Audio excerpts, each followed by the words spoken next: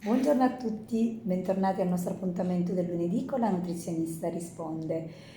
Oggi volevo presentarvi un pacchetto promo pensato per San Valentino. Anziché regalare i soliti doni, ho pensato di presentare questo pacchetto per regalare un po' di salute e un po' di prevenzione. Perché affrontare un percorso di coppia, un percorso alimentare di coppia. Innanzitutto perché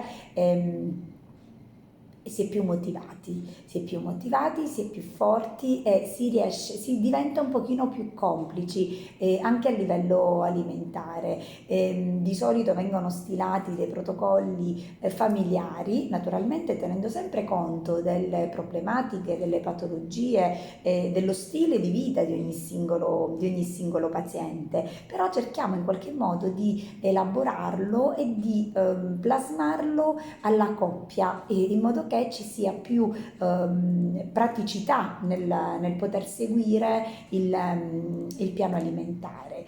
Ho pensato a questo percorso perché è necessario non sentirsi soli, non sentirsi a dieta in modo restrittivo, in modo molto sacrificante. Mangiare bene non vuol dire stare da soli, chiudersi a riccio. È importante che ci sia anche un sostegno familiare, un sostegno da parte del partner e quindi sarebbe carino mangiare bene, mangiare sano e quindi stare a dieta in compagnia, anche perché sappiamo benissimo che il mangiare è convivialità, no? Il cibo è emozione, emozione positiva, emozione negativa, quindi se lo si fa in coppia è ancora più semplice.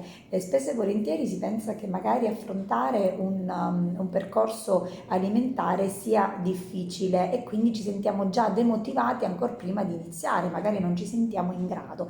Ecco, è più difficile a dirsi che a farsi, perché una volta entrati nel percorso e naturalmente verrete seguiti da me, dalla nutrizionista, quindi da un professionista che passo passo vi spiegherà come affrontare le vostre problematiche. Se riuscite a farlo in coppia è ancora più bello. Quindi io aspetto le vostre prenotazioni per questo pacchetto, basta mostrarmi la foto che Antonella Mangano ha pubblicato su Facebook e su Instagram e avrete questo sconto per San Valentino. Quindi per San Valentino non regaliamo i soliti cioccolatini, bensì regaliamo un po' di salute e un po' di complicità a tavola. Io vi auguro una buona giornata, vi aspetto lunedì prossimo e spero di avere tante richieste in modo da potervi dimostrare com'è bello e com'è motivante mangiare bene in due. Buona giornata!